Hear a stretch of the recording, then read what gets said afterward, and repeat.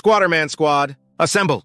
Seahenge, a captivating discovery of an upturned tree trunk surrounded by 55 smaller stumps, creating the appearance of concentric circles.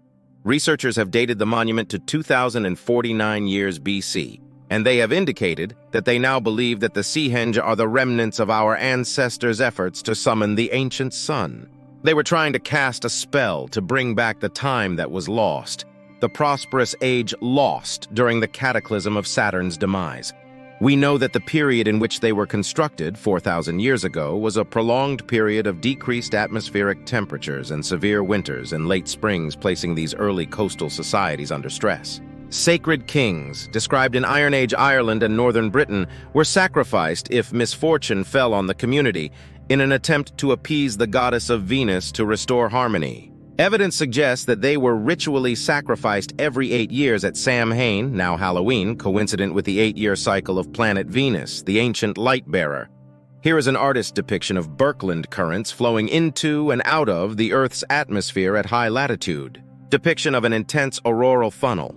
The figures show both downflowing and upflowing Birkeland currents contained with 2 concentric sheets. Oblique upward view, side view.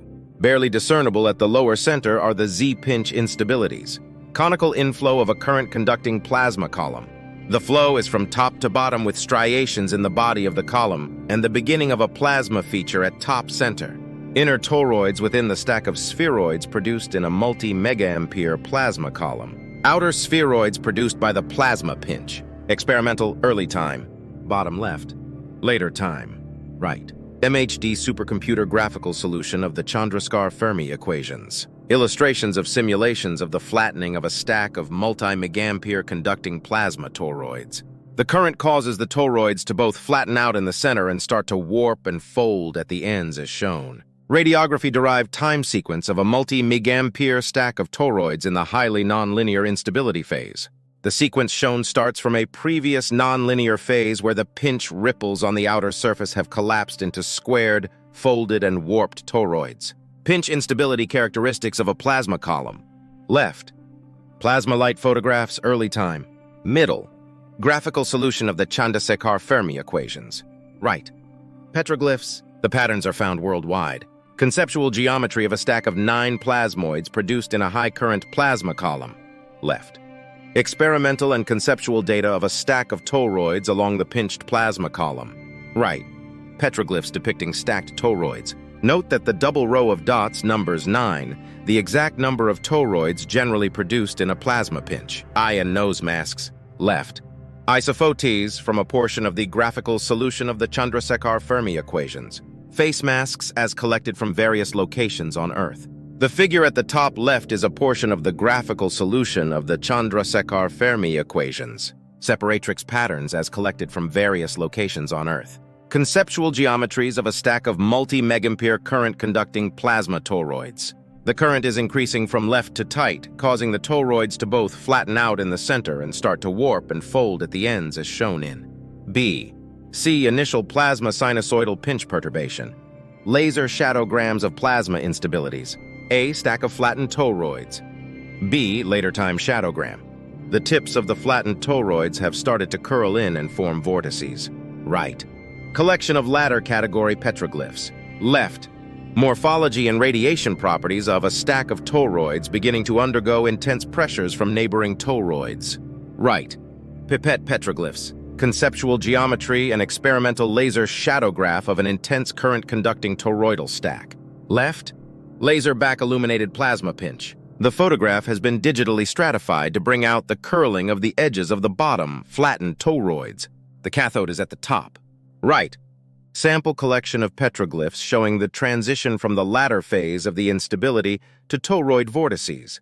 Left to right, top to bottom. The examples shown have been collected from several parts of the world. Left. Vortex formation in sub- and multi-megampere pinched plasma columns. Right. Petroglyphs. Commonality of the most often depicted petroglyph, the squatterman or anthropomorph. Hashtag the Squatterman Project. By the way, left. Plasma instability profiles for a pulse-illuminated section of a plasma column. Laser shadowgrams. Right.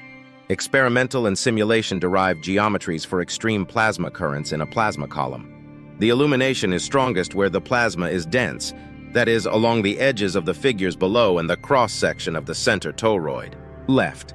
Configuration and cross-sectional views of the intense current discharge. Right. Petroglyphs. All are from the western U.S. except the lower right figure that is from the United Arab Emirates. Left. Configuration and cross-sectional views of the intense current discharge as viewed obliquely to the plasma column. At times, 2 or more toroids are seen in line-of-sight emission. Right. Petroglyphs. Bottom.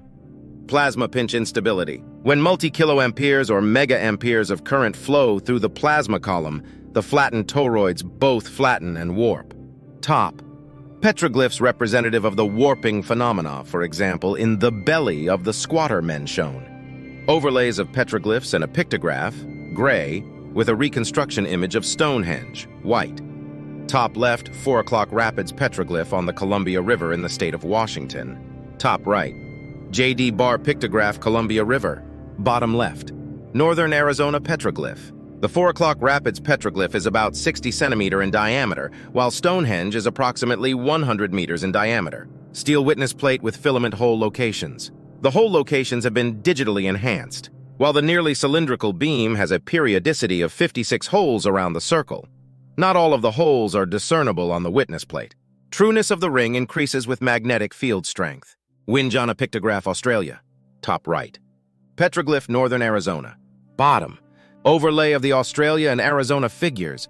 The gray-white embossed figure is the Northern Arizona petroglyph, while the Australian pictograph is the flat black overlay. The Windjana ellipse is fitted to the outer concentric of the Northern Arizona petroglyph.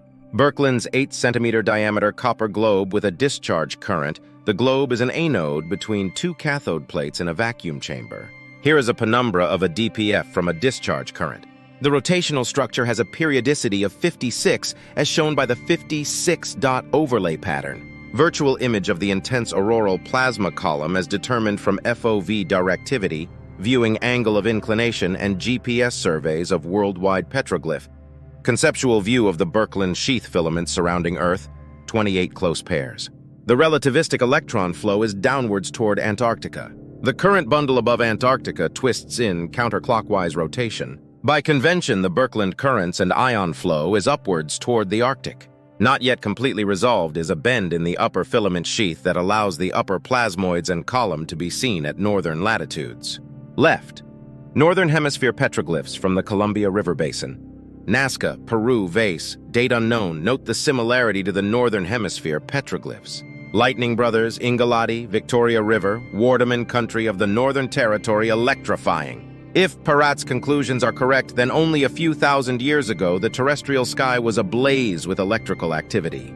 The ramifications of this possibility will directly affect our understanding of cultural roots. What was the impact of the recorded events on the first civilizations? What was the relationship to the origins of world mythology, to the birth of the early religions, or to monumental construction in ancient times? There is reason to believe that rock art will illuminate a critical turn in human history. There is also a provable connection to the evolution of mythical archetypes. Archaic rock art depictions came first, but were followed by an outpouring of conceptual elaborations as ancient artists gave imaginative expression to the celestial forms and events that inspired the myth-making epic. Both the rock artists and the myth-makers had true perils on their minds. The rock artists recorded and the myth-makers interpreted electrical events in the sky as plasma discharge sequences moved through discrete phases, some of celestial beauty, others intensely violent and terrifying. The people who remembered the event were trying in vain to cast a spell at Seahenge, Stonehenge, and probably at sites like Göbekli Tepe. They were trying to summon the ancient sun, the central sun. But what do you guys think about this anyway?